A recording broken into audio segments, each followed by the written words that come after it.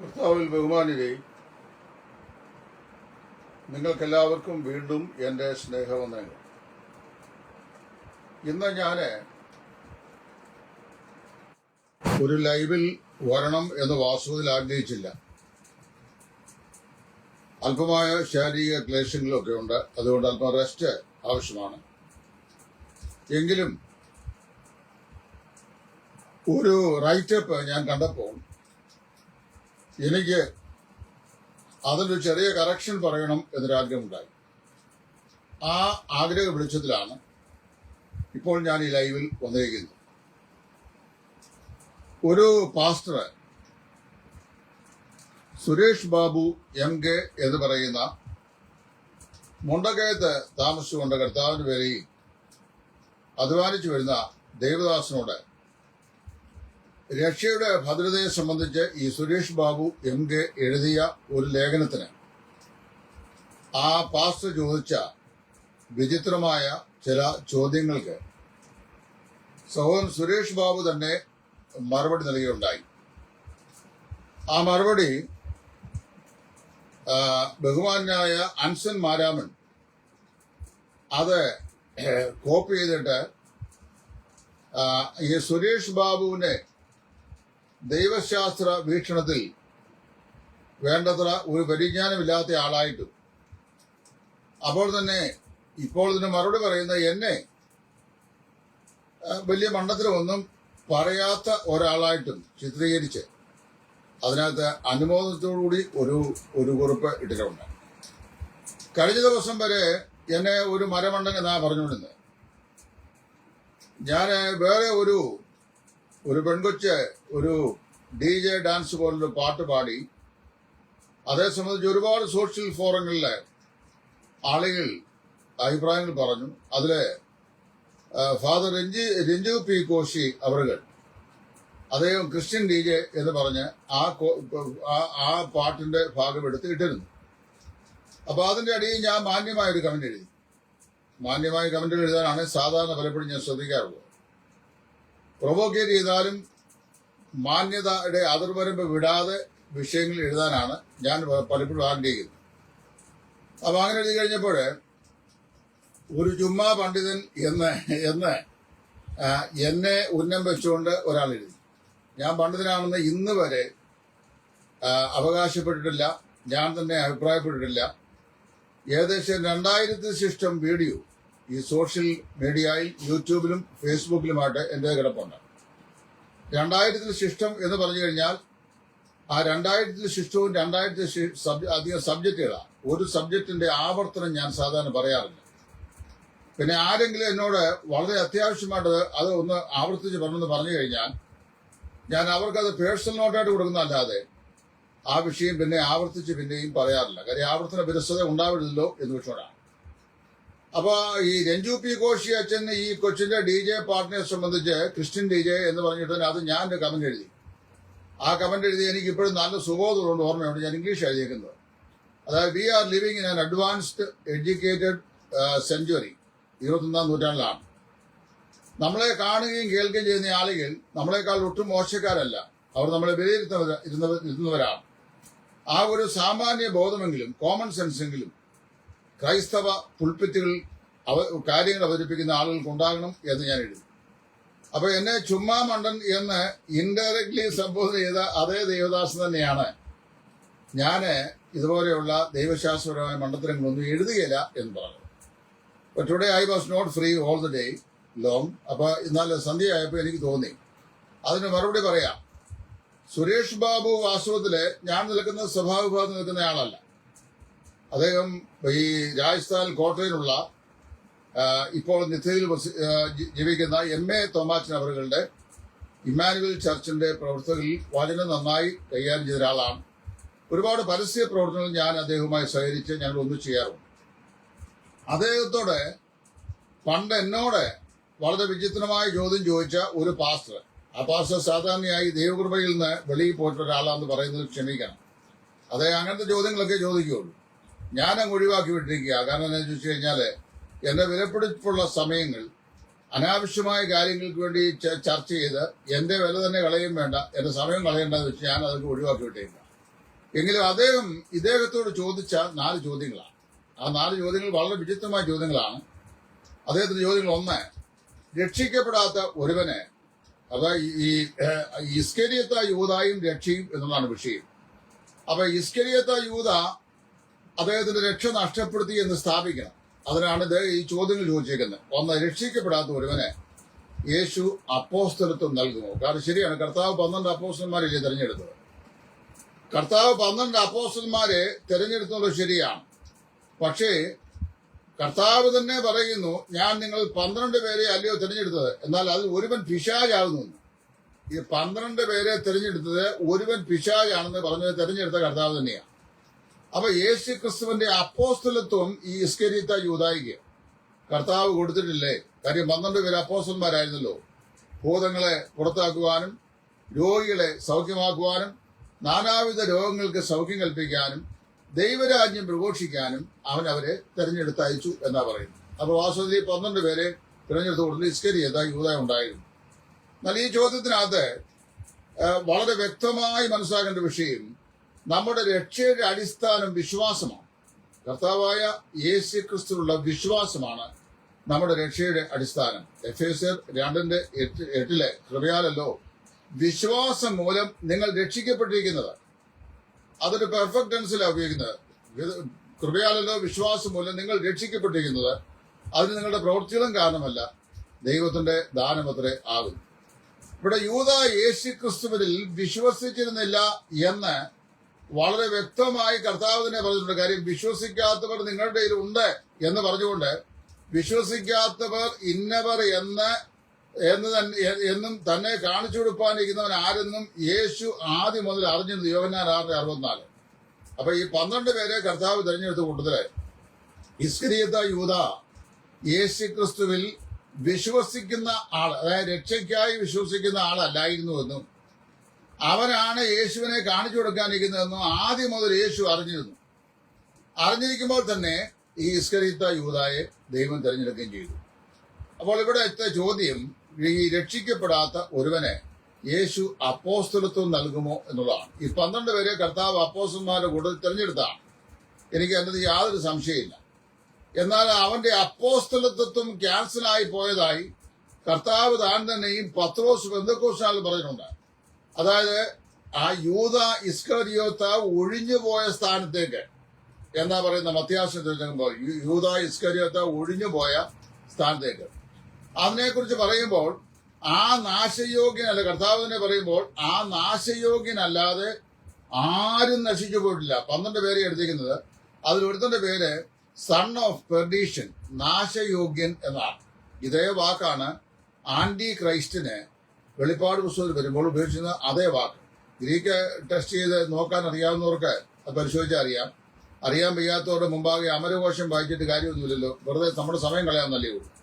അപ്പോൾ വിശ്വസിക്കുക എന്ന് പറഞ്ഞു കഴിഞ്ഞാൽ ആത്മരക്ഷയ്ക്ക് അടിസ്ഥാനപരമായ നിലയിൽ യേശു ക്രിസ്തുവിനെ വിശ്വസിക്കുക എന്നർത്ഥം.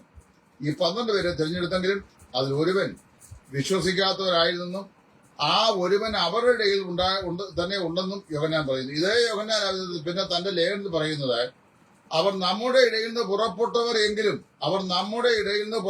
എങ്കിലും എതിർ ക്രിസ്തുക്കൾ ഇപ്പോൾ തന്നെ ഉണ്ടല്ലോ എന്ന് പറഞ്ഞിട്ട് പറയുകയാണ്, അവർ നമ്മുടെ ഇടയിൽ നിന്ന് പുറപ്പെട്ടവർ എങ്കിലും നമ്മുടെ കൂടെ നമുക്കുള്ളവരായിരുന്നില്ല. നമുക്കുള്ളവരായിരുന്നെങ്കിൽ എന്ത് ചെയ്യുമായിരുന്നു? അവർ നമ്മുടെ കൂടെ തുടരുമായിരുന്നു. അപ്പൊ നമ്മുടെ ഇടയിൽ നിന്ന് പുറപ്പെടുക. അപ്പോസ്തലനായ പൗലോസ് എഫേസോസിലെ സഭയോട് തന്റെ ഫെയർവെൽ മീറ്റിംഗില് യാത്ര പറഞ്ഞു പോകുന്ന സമയത്ത് അദ്ദേഹം കൊടുക്കുന്നൊരു വാണിംഗ് ഉണ്ട്. ഞാൻ പോയ ശേഷം ആടുകളെ ആദരിക്കാത്ത കൊടിയ ചെന്നായ്ക്കൾ നിങ്ങളുടെ ഇടയിൽ നിന്ന് തന്നെ എഴുന്നേറ്റ് വരും എന്നറിഞ്ഞുകൊള്ളുക. എവിടുന്ന ഈ എഫേസോസിലെ സഭയിൽ ഈ ആടുകളെ ആദരിക്കാത്ത കൊടിയ ചെന്നായ്ക്ക് എഴുന്നേറ്റ് വിടുന്നത്? ആ സഭയിൽ നിന്ന് തന്നെയാണ്. എന്ന് പറഞ്ഞു കഴിഞ്ഞാല് അപ്പൊ ആ സഭയിൽ നിന്ന് എഴുന്നേറ്റ് വരുന്ന ചെന്നായ് രക്ഷിക്കപ്പെട്ടാണോ? അല്ല. ഈ സഭയ്ക്കകത്ത് രക്ഷിക്കപ്പെട്ടവരും രക്ഷിക്കപ്പെടാത്തവരുടെ ലോക്കൽ സഭകൾ, സാർവത്രിക സഭയില്ല. സാർവത്രിക സഭയില് കർത്താവിന്റെ ശരീരമായ സഭയെ, അതേക്കുറിച്ച് ഞാൻ സുദീർഘമായ ക്ലാസ് എടുത്താണ്. അപ്പൊ സാർവത്രിക സഭയിൽ രക്ഷിക്കപ്പെട്ടവർ മാത്രം അംഗങ്ങളാണ്. അവർ മാത്രം ചേർന്നാണ് സാർവത്രിക സഭ അല്ലെങ്കിൽ കർത്താവിന്റെ ശരീരമായ സഭ. എന്നാൽ പ്രാദേശിക സഭകളിൽ രക്ഷിക്കപ്പെടാത്തവരും ഉണ്ട്, രക്ഷിക്കപ്പെട്ടവരും ഉണ്ട്. കൊരിന്ത് ലേഖനത്തിൽ അപ്പോസ്തലനായ പൗലോസ് പറയുമ്പോൾ, നിങ്ങൾ നാവ് കൊണ്ട് തെളിവില്ലാത്ത ഭാഷ സംസാരിച്ചില്ല എങ്കിൽ ഏതെങ്കിലും ഒരു അവിശ്വാസിയോ മറ്റോ നിങ്ങളെ കേൾക്കുന്ന പക്ഷം നിങ്ങൾക്ക് ഭ്രാന്തുണ്ട് എന്ന് പറയുമ്പോൾ അവിടുത്തെ കൊരിന്തിലെ സഭയിൽ അവിശ്വാസികളായ ആളുകൾ വന്ന് സമ്മതിക്കുമായിരുന്നു എന്നതിന്റെ അർത്ഥം വളരെ വ്യക്തമായി. ഞാൻ കുറെ വർഷങ്ങൾക്ക് മുമ്പ് കുന്നംകുളത്ത് നാഗൽ മെമ്മോറിയൽ ബൈബിൾ സ്കൂൾ എന്നൊരു സ്ഥാപനം നമ്മുടെ ഉണ്ടായിരുന്നു, ഇപ്പോൾ ഇല്ല. അവിടെ ഞാൻ 3-4 കൊല്ലം പഠിപ്പിക്കുമായിരുന്നു. അപ്പൊ അവിടെ ചെല്ലുമ്പോൾ കുന്നംകുളത്തെ ആരാധന ഞാൻ സംബന്ധിച്ചിട്ടുണ്ട്. നാഗൽ സാഹിബ് സ്ഥാപിച്ച സഭയാണ് ഈ കുന്നംകുളം ബ്രദർ അസംബ്ലി. അവിടുത്തെ ആരാധനയുടെ പ്രത്യേകത പറഞ്ഞു കഴിഞ്ഞാൽ, നമ്മുടെ ഇവിടെ സാധാരണയായി വചന ശുശ്രൂഷ ആരാധനാഭാഗം 1-ാം ഭാഗം കഴിഞ്ഞ് കർത്താവിന്റെ മേശയും കഴിഞ്ഞിട്ടാണ്. എന്നാൽ അവിടുത്തെ വചന ശുശ്രൂഷ അങ്ങനെയല്ല. വചന ശുശ്രൂഷ ആദ്യം കൂടി വരുമ്പോൾ തന്നെ ഒരു പാട്ട് പാടുന്നു, പ്രാർത്ഥിക്കുന്നു, ശേഷം വചന ശുശ്രൂഷ ചെയ്യുന്നു. ആ വചന ശുശ്രൂഷ ചെയ്ത് കഴിയുമ്പോൾ പുറത്തുനിന്ന് വചന ശുശ്രൂഷ കേൾക്കാൻ വേണ്ടി വന്നവരുമായിട്ടുള്ള ആളുകൾ മാത്രം അവരങ്ങ് പോകും. ബാക്കി സഭ അവിടെ ഇരിക്കും. അവരെ പതിവ് പോലെ ആരാധന നടത്തും, കർത്താവിന്റെ മേശയിൽ പങ്കാളിലാകും, പിന്നെ സഭ ആശീർവാദം പറഞ്ഞ് പുറപ്പെട്ടു പോകും. ഇങ്ങനെയാണ് ഞാൻ അവിടെ കണ്ടിട്ടുള്ളത്. അപ്പൊ ഇതുപോലെ തന്നെ ഈ കൊരിന്തിലെ സഭയിലും അങ്ങനെ സംവിധാനം ഉണ്ടായിരുന്നു. ആ കൂടിവരവുകളിൽ അവിശ്വാസികളായ ആളുകളും കടന്നു വന്നിരുന്നു. അപ്പൊ ഇസ്കരിയോത്ത യൂദ രക്ഷിക്കപ്പെട്ട ആളാണെന്ന് പറയണമെങ്കിൽ അവൻ കർത്താവായ യേശു ക്രിസ്തുവിൽ വിശ്വസിച്ചവരാണെന്ന് പറയണം. യേശു അവനെ 12 അപ്പോസ്തലന്മാർ കൂട്ടത്തിൽ തെരഞ്ഞെടുത്ത് പറയുന്നത് എന്തിനാണെന്ന് ഞാൻ കഴിഞ്ഞ ആഴ്ച പറഞ്ഞതാണ്. എന്തിനാണ്? കർത്താവ് ദൈവത്തിന്റെ നിത്യതയിലെ രക്ഷാനിർണയ പദ്ധതിയിൽ ദൈവപുത്രനായ യേശു ക്രിസ്തുവിന്റെ ക്രൂശീകരണത്തിന് ഒരു ഉപകരണമായി ഇവൻ ഭവിക്കും, അത് വിശ്വാസത്യാഗിയായ ഇവൻ ഭവിക്കുമെന്ന് ദൈവം തന്റെ സർവജ്ഞാനം അറിഞ്ഞിരുന്നു. അതിന് ഒരു ഉപകരണമായി അവൻ തക്ക സമയത്ത് വെളിപ്പെട്ട് പറയേണ്ടതിന് കർത്താവ് അവനെ കൂടെ സ്വീകരിച്ചിരുന്നു. അത് വളരെ വ്യക്തമാണ്. അവൻ വിശ്വസിച്ച് രക്ഷിക്കപ്പെട്ട ആളാണെന്ന് പുതിയ നിയമത്തിൽ എവിടെയും പറഞ്ഞില്ല. ഇസ്കരിയോത്ത യൂദ. പിന്നെ ഞങ്ങളുടെ ഒരു ബ്രദറുകാരൻ സുവിശേഷനാണ്. അദ്ദേഹം ഈ വർഷം ഞങ്ങളുടെ കുമ്പനാട് കൺവെൻഷനൊക്കെ പ്രസംഗിച്ച ആളാണ്. പേരൊന്നും പറയാൻ ഞാൻ ആഗ്രഹിക്കുന്നില്ല. അദ്ദേഹം ഒരിക്കലും ഒരു ക്ലാസ് എടുക്കുമ്പോൾ അതിൻ്റെ ലിങ്ക് എൻ്റെ കിട്ടി. അദ്ദേഹം എൻ്റെ സ്നേഹിതനാണ്. വളരെ അടുത്ത ബന്ധത്തിന് ഞാൻ ആരോടും അങ്ങനെ വ്യക്തിപരമായി പോകുന്ന ആൾ. എനിക്ക് വളരെ ക്ലോസ് റിലേഷൻഷിപ്പ് ഉള്ള ആളുകൾ 0.001% ഉള്ളൂ. എന്നാൽ എനിക്ക് അദ്ദേഹം പഠിപ്പിക്കുമ്പോൾ ഇസ്കരിയോത്ത യൂദ സ്വർഗരാജ്യത്തിൽ തന്നെ ഉണ്ട് എന്ന് അദ്ദേഹം തീർത്ത് പഠിപ്പിക്കുന്നതായി ഒരു ക്ലിപ്പ് ഞാൻ കേട്ടു. അതിന് അദ്ദേഹം ന്യായമൊക്കെ പറഞ്ഞിട്ടുണ്ട്. പണ്ട് മഹാത്മാഗാന്ധി ഇല്ലാത്ത സ്വർഗത്തിൽ ഞാൻ പോകുകയായിരുന്നു സ്റ്റാൻലി ജോൺസൺ, മാരാമൻ കൺവെൻഷൻ പണ്ടത്തെ ഏറിയ കാലത്തെ പ്രസംഗനായിരുന്ന ആളാണ് ഈ സ്റ്റാൻലി ജോൺസ്. ഇംഗ്ലീഷ് വേൾഡിൽ നിന്ന് ഇവിടെ വന്ന ആളാണ്. അപ്പൊ അദ്ദേഹം ഇവിടെ വന്നിട്ട് ഈ സ്റ്റാൻലി ജോൺസ് എന്ത് ചെയ്തു? പറഞ്ഞു, I will not go to the heaven where Mahatma Gandhi is not. Mahatma Gandhi ഇല്ലാത്ത സ്വർഗത്തിൽ ഞാൻ പോകുന്നത് സ്റ്റാൻലി ജോൺസൺ പറഞ്ഞു. അദ്ദേഹത്തെ കണ്ടിച്ചുകൊണ്ടാണ് the mystic Gandhi and the unique Christ എന്ന് പറഞ്ഞ പ്രശസ്തമായൊരു പുസ്തകം മാർത്തോമാ സഭാവിഭാഗത്തിൽപ്പെട്ട ഒരു എഴുത്തുകാരൻ എഴുതിയിട്ടുണ്ട്. ആ പുസ്തകത്തിന്റെ പേര് mystic Gandhi and the unique Christ എന്നാണ്. അതിന് ഈ സ്റ്റാൻലി ജോൺസന്റെ പ്രസംഗത്തിന് മറുപടി അത് എഴുതിയിരിക്കുന്നത്. ഇനി മഹാത്മാഗാന്ധിക്ക് ക്രിസ്തുവിനെ കുറിച്ചുള്ള വിഷയം ഞാൻ പറയാം. മഹാത്മാഗാന്ധി ക്രിസ്തുവിനെ കുറിച്ച് പറയുന്നത് എന്താണെന്ന് അറിയാമോ? The Lord Krishna in Hinduism and Christ in Christianity are one in essence and entity. അതായത് ഹൈന്ദവ തത്വശാസ്ത്രത്തിലെ ശ്രീകൃഷ്ണനും ക്രൈസ്തവ വിശ്വാസത്തിലെ ക്രിസ്തുവും സാരാംശത്തിലും സത്തയിലും തുല്യരാണ്. ഇതായിരുന്നു യേശു ക്രിസ്തുവിനെ കുറിച്ചുള്ള മഹാത്മാഗാന്ധിയുടെ വിശ്വാസം. ആ മഹാത്മാഗാന്ധി ഇല്ലാത്ത സ്വർഗത്തിലെ സ്റ്റാൻലി ജോൺസൺ കാണുകയെന്നാണ് അദ്ദേഹം പറഞ്ഞത്. അദ്ദേഹത്തെ കണ്ടിച്ചുകൊണ്ടാണ് ഈ എഴുത്തുകാരന് the mystic Gandhi and the unique Christ എന്ന് പറയുന്ന പുസ്തകം എഴുതിയത്. അതുപോലെ അദ്ദേഹം ആ പുസ്തകത്തിനകത്ത് Christ is an incomparable person എന്ന് തന്നെയാണ് സ്ഥാപിച്ചിട്ടുള്ളത്. അപ്പോൾ ഇവിടെ യൂദ യേശു കർത്താവിന്റെ അപ്പോസ്തലന്മാരുടെ കൂട്ടത്തില് എണ്ണപ്പെട്ടു എന്ന് പറയുന്നത് എന്തിനാണെന്നറിയാമോ? എണ്ണപ്പെട്ടു എന്ന് പറയുന്നത് വാസ്തവത്തില് ഈ ദൈവത്തിന്റെ കാര്യപരിപാടി അതിന്റെ നിവർത്തിക്ക് വേണ്ടി ദൈവത്തിന്റെ സർവജ്ഞാനത്തിൽ ദൈവം ചെയ്ത ക്രമീകരണമാണ്. അവൻ ആദ്യം മുതൽ കള്ളനായിരുന്നു. അതായത് സ്തോത്രാസഞ്ചിക്ക് പണസഞ്ചിയിൽ ഇട്ടുന്നത് മോക്ഷിച്ചു വന്നിരുന്നത് കൊണ്ട് അത്രേ അവൻ ഇങ്ങനെ പറഞ്ഞത് എന്ന് പറഞ്ഞിട്ടുണ്ട്. കള്ളന്മാരെ സ്വർഗരാജ്യത്തിന്റെ അവകാശിയാണോ? ക്രൂശിലെ കള്ളന്റെ മാനസാന്തപ്പെട്ട കള്ളൻ ഒഴികെ. അപ്പൊ അതുകൊണ്ട് ഈ ചോദ്യത്തിന് യാതൊരു പ്രസക്തിയും ഇല്ല. അദ്ദേഹം യേശു ക്രിസ്തുവിന്റെ അപ്പോസ്തലത്വം ഔദ്യോഗികമായി കർത്താവ് തിരഞ്ഞെടുത്തെങ്കിലും അതിന്റെ യോഗ്യത ഉള്ളവനായിരുന്നു എന്ന് തെളിയിക്കുന്ന വാക്കില്ല. വിശ്വസിക്കാത്തവർ നിങ്ങളുടെ ഇടയിൽ തന്നെ ഉണ്ട് എന്ന് പറയും. കർത്താവ് തന്നെ പറയുന്നു, ആ നാശിക ഞാൻ 12 പേരെയല്ലോ തിരഞ്ഞെടുത്തത്, എങ്കിലും ആ നാശയോഗ്യനല്ലാതെ മറ്റാരും നശിച്ചു പോയിട്ടില്ല എന്നും കർത്താവ് പറഞ്ഞിട്ടുണ്ട്. രണ്ടാമത്തെ ചോദ്യം ഈ പാസ്റ്റ് ദൈവത്തോട് ചോദിച്ചേക്കുന്നത്, അതിനല്ല ഈ സുരേഷ് ബാബു മറുപടി കൊടുത്തിട്ടുണ്ട്. അതുകൊണ്ട് ഞാൻ ഇപ്പോൾ അത് കൂടുതലായി വിവരിക്കേണ്ട ആവശ്യമില്ല. രക്ഷിക്കപ്പെടാത്തവന് യേശു ഭൂതങ്ങളെ പുറത്താക്കുവാൻ ഉൾപ്പെടെയുള്ള കൃപാവരം നൽകുമോ എന്നാണ് ചോദ്യം. കാര്യം ഒരുവന് തന്റെ ആത്മരക്ഷ നഷ്ടപ്പെടുത്താൻ കഴിയും. ആത്മരക്ഷ നഷ്ടപ്പെടുന്നത് സ്ഥാപിക്കാൻ വേണ്ടിയാണ് ഇത്രയും വലിയ വെപ്രാളം കാണിക്കുന്നത്. അപ്പൊ അദ്ദേഹം ചോദ്യം, രക്ഷിക്കപ്പെടാത്തവന് യേശു ഭൂതങ്ങളെ പുറത്താക്കാൻ ഉൾപ്പെടെയുള്ള കൃപാവരങ്ങൾ നൽകുമോ? ഇനിയും വാസ്തവത്തില് കൃപാവരങ്ങൾ എന്ന് പറയുന്നത് ഇവിടെ പെശകി. കൃപാവരങ്ങൾ എന്ന് പറയുന്നത് ഈ സഭ സ്ഥാപിതമായ ശേഷം, ഇത് കർത്താവ് ശിഷ്യന്മാരെ തിരഞ്ഞെടുക്കുകയും 12 അപ്പോസ്തലന്മാരെ തിരഞ്ഞെടുക്കുകയും അവരെ ദൈവരാജ്യത്തിന്റെ ദൂത് അറിയിപ്പാൻ ഇസ്രായേലിലെ കാണാതെ പോയ ആടുകളുടെ അടുക്കിലേക്ക് അയക്കുകയും ചെയ്തപ്പോൾ രാജ്യത്തിന്റെ സുവിശേഷമാണ് അവർ അവരോട് പ്രസംഗിച്ചത്. ഈ ശിഷ്യന്മാർ പ്രസംഗിച്ചത് രാജ്യത്തിന്റെ സുവിശേഷം. ട്രാൻസിഷൻ പീരീഡാണ്. യോഹന്നാൻ സ്നാപകന്റെ ശുശ്രൂഷയുടെ ബാക്കിയാണ് ഇവർ ചെയ്തുകൊണ്ടിരിക്കുന്നത്. അപ്പൊ ദൈവരാജ്യത്തിന്റെ ശുശ്രൂഷയാണ് അവരോട് പ്രസംഗിച്ചത്. അതായത് the king has come, get ready to receive the king എന്നാണ് അവരുടെ സന്ദേശം. അതാണല്ലോ അവർ പറഞ്ഞത്. അങ്ങനെ ആ ശിഷ്യന്മാരെ കർത്താവ് പറഞ്ഞയച്ചു. അങ്ങനെ പറഞ്ഞയക്കുമ്പോൾ അവർക്ക് ദൈവ അധികാരം കൊടുത്തു.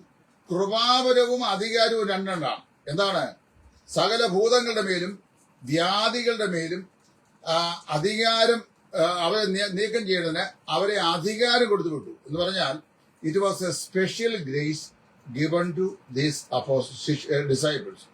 കർത്താവ് തന്റെ ശിഷ്യന്മാർ കൊടുത്ത പ്രത്യേകമായ ഒരു അധികാരം, കൃപയാണ് വാസ്തവത്തില് ഇവിടെ നൽകപ്പെട്ടിരിക്കുന്നത്. കൃപാവരങ്ങൾ എന്ന് പറയുന്നത് കർത്താവിന്റെ സഭ സ്ഥാപിതമായ ശേഷം സഭാവിശ്വാസികളായ ആളുകളുടെ ആത്മീയ വർധനയ്ക്ക് വേണ്ടി പരിശുദ്ധാത്മാവ് തന്റെ ഇഷ്ടമനുസരിച്ച് രക്ഷിക്കപ്പെട്ട ഓരോ വിശ്വാസികൾക്കും തങ്ങളുടെ ശുശ്രൂഷകൾക്കായി വീതിച്ച് നൽകിയിട്ടുള്ള പ്രത്യേകമായ ആത്മീക കഴിവുകളാണ്. 1 കൊരിന്ത്യർ 12, റോമർ 12 ഈ അധ്യായങ്ങളിൽ കൃപാവരങ്ങളെ സംബന്ധിച്ച് അതിന്റെ വൈവിധ്യങ്ങളെ സംബന്ധിച്ച് പറഞ്ഞുകൊണ്ട് 23 കൃപാവരങ്ങളാണ് പുതിയ നിയമത്തിൽ ആ ബന്ധത്തിൽ പരാമർശമുള്ളത്. ആ 23 കൃപാവരങ്ങൾ ഈ ശിഷ്യന്മാരുള്ള ബന്ധത്തില് അത് ബാധകമല്ല. ഇവിടെ ഈ സഭ സ്ഥാപിതമാകുന്നത് വരെ അവര് പ്രത്യേകിച്ച് ഇവർക്ക് കർത്താവ് കൊടുത്ത് പ്രത്യേകമായ അധികാരമാണ്, അല്ലാതെ അത് കൃപാവരമല്ല. അതുകൊണ്ട് ഇവിടെ കൃപാവരങ്ങൾ ഈ കൊടുത്തു. ആ കൂട്ടത്തിൽ യൂദായ്ക്കും കൃപാവരം ഉണ്ടാകുന്നു പറയുന്ന ആർഗ്യുമെന്റ് തെറ്റാണ്. അപ്പൊ മത്തായി 10:7-8 വാക്യങ്ങളാണല്ലോ. അപ്പൊ ഭൂതങ്ങളെ പുറത്താക്കുന്നത് സുരേഷ് ബാബു തന്നെ അതിന്റെ മറുപടി കൊടുത്തിട്ടുണ്ട്. ഭൂതങ്ങളെ പുറത്താക്കുന്നത് രക്ഷിക്കപ്പെട്ടതിന്റെ അടയാളമായി ബൈബിളിൽ എവിടെയും പറഞ്ഞിട്ടില്ല. കാര്യം അത് തന്നെ അദ്ദേഹം തന്നെ പറയുന്നു, നാഥ ഞങ്ങൾ ഒരുത്തൻ നിന്റെ നാമത്തിൽ ഭൂതങ്ങളെ പുറത്താക്കുന്നത് ഞങ്ങൾ കണ്ടു, ഞങ്ങളോടുകൂടെ നിന്നെ അനുഗമിക്കായാൽ അവനെ വിരോധിച്ചു എന്ന് യോഹന്നാൻ പറഞ്ഞു. ലൂക്കോസ് 9:49. അപ്പൊ വാസ്തവത്തില് യേശു ക്രിസ്തുവിന്റെ നാമത്തിൽ ഭൂതങ്ങളെ പുറത്താക്കുകയും അതേസമയത്ത് യേശു ക്രിസ്തുവിനെ അനുഗമിക്കാതിരിക്കുകയും ചെയ്യുന്നു. ഇത് വലിയ തെറ്റായ ഒരു കാര്യം. ഇനി മറ്റൊന്നല്ല, ഞാൻ മത്തായിയുടെ സുവിശേഷം അതിന്റെ 7-ാം അധ്യായത്തിൽ നിന്ന് ഈ രക്ഷിക്കപ്പെടാത്ത ഒരുത്തന് ഭൂതങ്ങളെ പുറത്താക്കാൻ കഴിയുമോ ഇല്ലയോ എന്നുള്ളതിന്റെ ഒരു തെളിവ് ഞാൻ ചൂണ്ടിക്കാണിക്കാം. അവിടെ രക്ഷിക്കപ്പെടാത്ത ഒരുത്തന് ഈ ഭൂതങ്ങളെ പുറത്താക്കുവാനായിട്ട് കഴിയുമോ ഇല്ലയോ എന്നതിലേക്ക് ചില തെളിവുകൾ കർത്താവ് തന്നെ പറഞ്ഞിട്ടുണ്ട്. അവരെന്താ പറയുക, അവർ യേശുവിനെ എടുക്കുമ്പോൾ പറയുകയാണ്, കർത്താവേ, നിന്റെ നാമത്തിൽ ഞങ്ങൾ ഭൂതങ്ങളെ പുറത്താക്കി, നിന്റെ നാമത്തിൽ ഞങ്ങൾ പുതുഭാഷകൾ സംസാരിച്ചു, നിന്റെ നാമത്തിൽ ഞങ്ങൾ രോഗികളെ സൗഖ്യമാക്കി, നിന്റെ നാമത്തിൽ ഞങ്ങൾ അടയാളങ്ങളും അത്ഭുതങ്ങളും വീര്യപ്രവൃത്തികളും എല്ലാം ചെയ്തു. അതെല്ലാം ചെയ്തപ്പോൾ കർത്താവ് അവരോട് പറയുന്ന വാക്കാണ്. എന്താ പറയുന്നത്? അധർമ്മം പ്രവർത്തിക്കുന്നവരെ. ആ വാക്യം ഞാൻ വായിച്ചു കേൾപ്പിക്കാം. മത്തായി 7:22 മുതലുള്ള വാക്യം. ഇത് നിങ്ങളെ വായിക്കണം. ഞാൻ ഒരു മുഖപക്ഷമില്ലാതെ പറയുന്നു. അപ്പൊ ആകിയാൽ നോക്കണം, അവയുടെ ഫലത്താൽ നിങ്ങൾ അവരെ തിരിച്ചറിയും. എന്നോട് കർത്താവേ കർത്താവേ എന്ന് പറയുന്നവൻ ഏവനുമല്ല, സ്വർഗസ്ഥനായ എന്റെ പിതാവിന്റെ ഇഷ്ടം ചെയ്യുന്നവൻ അത്രേ സ്വർഗരാജ്യത്തിൽ കിടക്കുന്നത്. കർത്താവേ കർത്താവേ, നിന്റെ നാമത്തിൽ ഞങ്ങൾ പ്രവചിക്കുകയും നിന്റെ നാമത്തിൽ ഞങ്ങൾ ഭൂതങ്ങളെ പുറത്താക്കുകയും നിന്റെ നാമത്തിൽ വളരെ വീര്യപ്രവർത്തികൾ പ്രവർത്തിക്കുകയും ചെയ്തില്ലയോ എന്ന് പലരും ആ നാളിൽ എന്നോട് പറയും. അന്ന് ഞാൻ അവരോട്, ഞാൻ ഒരു നാളും നിങ്ങളെ അറിഞ്ഞിട്ടില്ല, അധർമ്മം പ്രവർത്തിക്കുന്നവരെ എന്നെ വിട്ടു പോകുവിൻ എന്ന് തീർത്ത് പറയും. നോക്കിക്കോണേ, ഇതാണ് ഇവരെന്താ ചെയ്ത്? ഇവര് യേശുക്രിസ്തു നാമത്തിൽ പ്രവചിച്ചു, യേശുക്രിസ്തു നാമത്തിൽ ഭൂതങ്ങളെ പുറത്താക്കി, യേശുക്രിസ്തു നാമത്തിൽ വീര്യപ്രവർത്തികൾ ചെയ്തു, യേശുക്രിസ്തു നാമത്തിൽ അടയാളങ്ങൾ പ്രവർത്തിച്ചു. പക്ഷെ അവരോട് കർത്താവ് പറയുകയാണ്, ഞാൻ നിങ്ങളെ ഒരു നാളും അറിഞ്ഞിട്ടില്ല. അപ്പൊ അതിന്റെ അർത്ഥത്തിലാണ് രക്ഷിക്കപ്പെടാത്ത ഒരുവനും യേശുക്രിസ്തുവിന്റെ നാമത്തിൽ ഇതൊക്കെ ചെയ്യാനായിട്ട് സാധിക്കും എന്നാണ് നമുക്ക് മനസ്സിലാക്കുവാനായിട്ട് സാധിക്കുന്നത്. അപ്പൊ രക്ഷിക്കപ്പെടാത്ത ഒരാൾക്ക് സുവിശേഷം പറയാനും സാധിക്കും. അതിനോട് തെളിവ് പ്രവർത്തന പുസ്തകം 16-ാം അധ്യായത്തിൽ യൂറോപ്പിലെ ആദ്യത്തെ പഠനമായിരുന്ന ഫിലിപ്പിയയിൽ അപ്പോസ്തലനായ പൗലോസും ശീലാസും കൂടെ ചെന്ന് സുവിശേഷം പ്രസംഗിക്കുന്ന സമയത്ത് ഒരു വെളിച്ചപ്പാടത്തിയായ സ്ത്രീ, വുമൺ ഓഫ് ഡിവൈനേഷൻ, ഭൂതബാധിതയാണ്, വെളിച്ചപ്പാടത്തിയാണ്, അവളെ കൊണ്ട് യജമാന്മാർ ധാരാളം കാശുണ്ടാക്കിയ ആളാണ്, ഒരു ദേവദാസി പെൺകുട്ടിയാണ്. അവള് പൗലോസും ശീലാസും പ്രസംഗിക്കുന്നതിന് പറയുന്ന, ഇവർ അത്യുന്നതനായ ദൈവത്തിന്റെ ദാസന്മാർ, രക്ഷാമാർഗം നിങ്ങളോട് അറിയിക്കുന്നത് പറഞ്ഞു. അപ്പൊ അവള് പറഞ്ഞത് ഭാഷനകത്ത് വല്ല തെറ്റുകൊണ്ടോ? അവൾ രക്ഷിക്കപ്പെട്ടവളല്ല, മാനസാന്തരപ്പെട്ടവളല്ല, ആത്മശാനം പ്രാപിച്ചവളല്ല, രൂപാന്തരപ്പെട്ടവളല്ല. പക്ഷെ അവൾ പറയാണ്, ഇവർ അത്യുന്നതനായ ദൈവത്തിന്റെ ദാസന്മാർ, രക്ഷാമാർഗം നിങ്ങളോട് അറിയിക്കുന്നു. അപ്പൊ വാസ്തവത്തില് രക്ഷിക്കപ്പെടാത്ത ഒരാൾക്കും എന്ത് ചെയ്യാൻ പറ്റും? ഭൂതങ്ങളെ പുറത്താക്കാനും യേശുവിന്റെ നാമത്തിൽ രോഗശാന്തി നൽകാനും യേശുവിന്റെ നാമത്തിൽ വീര്യപ്രവൃത്തി ചെയ്യാനും ഒക്കെ സാധിക്കും. ഇതിനെ എനിക്ക് വ്യക്തിപരമായി അറിയാവുന്ന ചില കേസുകളുണ്ട്. വീഡിയോ നീണ്ടുപോകാതിരിക്കാൻ ഇപ്പോൾ അത് പറയാൻ ഞാൻ ആഗ്രഹിക്കുന്നില്ല. ഇനി അടുത്തത് മൂന്നാമത്തെ ചോദ്യം, രക്ഷിക്കപ്പെടാത്ത ഒരുത്തൻ ഭൂതങ്ങളെ പുറത്താക്കി സന്തോഷത്തോടെ മടങ്ങി വരുന്നു. രക്ഷിക്കപ്പെടാത്ത ഒരാൾക്ക് ഭൂതങ്ങളെ പുറത്താക്കിയ ശേഷം സന്തോഷത്തോടെ മടങ്ങി വരുന്നു. അതിന് അദ്ദേഹം ഉദ്ധരിച്ചിരുന്ന വേദഭാഗം വളരെ വിചിത്രമാണ്. ലൂക്കോസ് 10:18 മുതൽ 20 വരെയുള്ള വാക്യങ്ങളാണ്. ലൂക്കോസിന്റെ സുവിശേഷം 10:18 മുതൽ 20 വരെയുള്ള വാക്യങ്ങളിൽ യേശു 12 അപ്പോസ്തലന്മാരെ പറഞ്ഞു വിട്ടിട്ട് അവർ ഭൂതങ്ങളെ പുറത്താക്കി സന്തോഷത്തോടെ മടങ്ങി വന്ന ചരിത്രമല്ല രേഖപ്പെട്ടിരിക്കുന്നത്. കുറഞ്ഞപക്ഷം ലൂക്കോസിന്റെ സുവിശേഷം ഒരു പ്രാവശ്യമെങ്കിലും വായിച്ചിരുന്നെങ്കിൽ ഈ അബദ്ധജടിതമായിരിക്കുന്ന പ്രസ്താവന പരസ്യമായി എഴുതുകയില്ലായിരുന്നു. ഇവിടെ പറയുന്ന 70 പേരെ യേശു പറഞ്ഞയച്ച കാര്യമാണ്. ഈ രണ്ടായിട്ട് പറഞ്ഞയച്ച 70 പേരെ കർത്താവ് തിരഞ്ഞെടുത്തു. അവരെ ഈരണ്ടായിട്ട് പറഞ്ഞയച്ചു.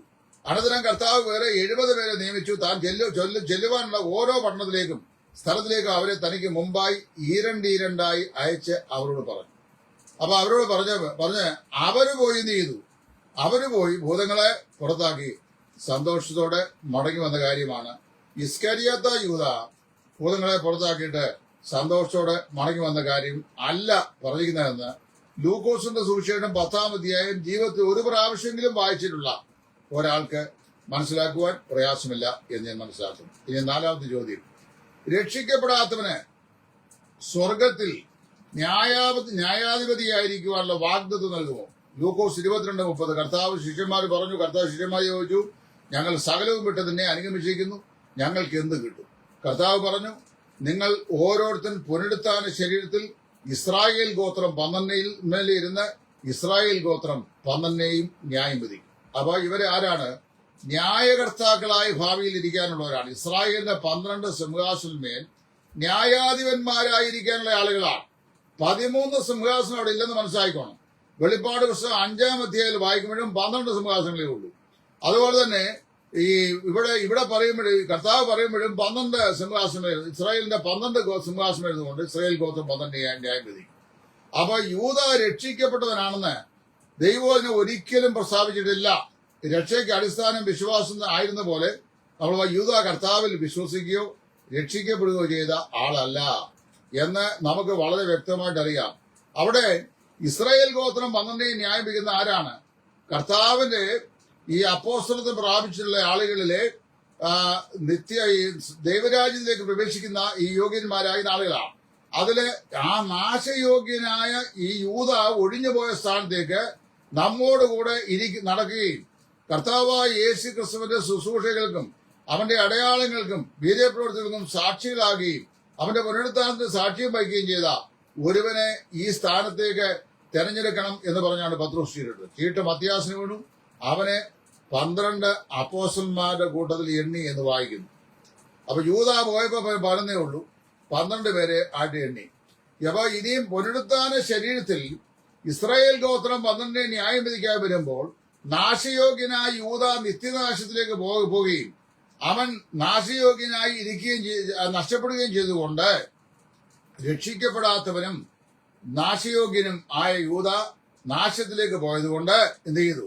അവന്റെ സ്ഥാനത്തേക്ക് പ്രവേശിപ്പിക്കപ്പെട്ട ദൈവഹിതത്താൽ പ്രവേശിക്കപ്പെട്ട മത്യാസ് ആ സ്ഥാനം എടുക്കുകയും യൂദാ കൂടെ ഇരിക്കേണ്ട സിംഹാസനമേൽ മത്യാസ് ഇരുന്ന് ശേഷം അപ്പോസ്തലന്മാരുടെ ഇസ്രായേൽ ഗോത്രം 12 ന്യായം വിധിക്കുകയും ചെയ്യും. അപ്പൊ ഞാൻ പറഞ്ഞു വന്നതിന്റെ സാരാംശം ഇതാണ്. ഇസ്കേരിയോത്ത യൂദാ രക്ഷിക്കപ്പെട്ട ആളായിരുന്നു, അപ്പോസ്തലനായിരുന്നു, അവന് ഭൂതങ്ങളെ പുറത്താക്കാൻ അധികാരമുണ്ടായിരുന്നു, കൃപാവരം ഉണ്ടായിരുന്നു, എന്നിട്ടും അവന് നശിച്ചു പോയെന്നും ഒക്കെ പറയുമ്പോൾ രക്ഷിക്കപ്പെട്ട ആളുകളുടെ രക്ഷ നഷ്ടപ്പെട്ടു പോകാൻ സാധിക്കും എന്ന് സ്ഥാപിക്കാൻ വേണ്ടി കൊണ്ടുവന്ന ദുർബലമായിരിക്കുന്ന ആർഗ്യുമെന്റാണ്. ഈ ആർഗ്യുമെന്റ് കൊണ്ട് ഒരിക്കലും യൂദായെ നമുക്ക് നീതീകരിക്കാനായിട്ട് സാധിക്കത്തില്ല. യൂദാ ഒരു അപ്പോസ്റ്റേറ്റ് ആയിരുന്നു. ആരാണ് apostate? Who is an apostate? Apostate is a person who is intellectually enlightened of the spiritual truth and willfully rejected it, not accepting it. അതായത് ബൗദ്ധിക മണ്ഡലത്തിൽ കാര്യങ്ങളെ വ്യക്തമായി മനസ്സിലാക്കിയിട്ടും അത് മനസ്സുകൊണ്ട് അംഗീകരിക്കാൻ മനസ്സിലാതെ, മനഃപൂർവ്വമായി രക്ഷയിലേക്ക് പ്രവേശിക്കാൻ മനസ്സിലാതെ, മനഃപൂർവ്വമായി ദൈവത്തിന്റെ രക്ഷകരായിട്ട് അംഗീകരിക്കാതെ അവനെ അത് നഷ്ടമാക്കുന്നതിനെയാണ് അപ്പോസ്റ്റേറ്റ് അഥവാ വിശ്വാസത്യാഗി എന്നത്. യൂദാ ഒരു വിശ്വാസത്യാഗിയായിരുന്നു. മനസ്സിലായല്ലോ? അല്ലാതെ രക്ഷിക്കപ്പെട്ട വിശ്വാസിയായിരുന്നില്ല, വിശ്വാസത്യാഗി ആയിരുന്നു. അതുകൊണ്ട് അവൻ നാശയോഗ്യനായി എഴുതിത്തള്ളപ്പെടുകയും അവൻ നശിച്ചു പോയി എന്ന് കർത്താവ് പറയുകയും ചെയ്യുന്നു. അതിന്റെ കാരണം അവൻ രക്ഷിക്കപ്പെട്ട ശേഷം പോയതല്ല, അവൻ രക്ഷിക്കപ്പെട്ട പ്രൊഫസിംഗ് ഡിസൈപ്പിൾ. അവനൊരു ഒരു ഒരു ശിഷ്യനാണെന്ന് കരുതുന്ന അവൻ ആദ്യം മുതൽ പണസഞ്ചിയിൽ വീണത് എടുത്തു പോകുന്നവനായിരുന്നു. ആദ്യം മുതലേ കള്ളനായിരുന്നില്ലയോ? ആദ്യം മുതലേ കള്ളനായിരുന്നു. അപ്പോൾ ഒരു നിരന്തരമായി കള്ളനായി വർദ്ധിക്കുകയാണ്. അവനെങ്ങനെ ദൈവരാജ്യം അവകാശമാക്കുന്നത്? അതുകൊണ്ട് നമ്മളൊരു ആർഗ്യുമെന്റ് പറയുമ്പോൾ ഒരു അന്ധതയിൽ ഒരു ഉപദേശത്തെ അല്ലെങ്കിൽ ഒരു വിശ്വാസ സമൂഹത്തെ ഇടിച്ചു താഴ്ത്താൻ വേണ്ടി മനഃപൂർവ്വമായ ഒരു ആർഗ്യുമെന്റ് പറയാതെ വേദപുസ്തക പ്രകാരം എന്തെങ്കിലുമൊക്കെ അടിസ്ഥാനമുള്ള ഒരു ആർഗ്യുമെന്റ് പറയുമെങ്കിൽ അതായിരിക്കും കുറെ കൂടെ മെച്ചം എന്നാണ് എന്റെ അഭിപ്രായം. ഇവിടെ സുരേഷ് ബാബു അദ്ദേഹത്തിന്റെ ആ ചോദ്യത്തിന് എല്ലാത്തിനും കൃത്യമായ മറുപടി നൽകിയിട്ടുണ്ട്. ഞാൻ ഒരു കാരണവശാലും ആ മറുപടിയിൽ ഒരു അസംതൃപ്തിയും കാണിക്കുന്നില്ല. ഉചിതമായ മറുപടി അദ്ദേഹം നൽകിയിട്ടുണ്ട്. ഇതിനപ്പുറത്ത് മറുപടി ആർക്കും പറയാൻ സാധിക്കില്ല. കേൾപ്പാൻ ചെവിയുള്ളവർ, ഗ്രഹിപ്പാൻ മനസ്സുള്ളവർ, പരിശുദ്ധാത്മ അധിവാസമുള്ളവർ, പരിശുദ്ധാത്മാവിന്റെ അഭിഷേകമുള്ളവർ ഇത് കേൾക്കട്ടെ, വായിക്കട്ടെ, വിശ്വസിക്കട്ടെ. ദൈവനാമം ബഹുതപ്പെടട്ടെ. ക്രിസ്തുവിൽ നിങ്ങളുടെ സഹോദരൻ സുവിശേഷൻ ടൈറ്റസ് ഫ്രം ഡിയാർമുള.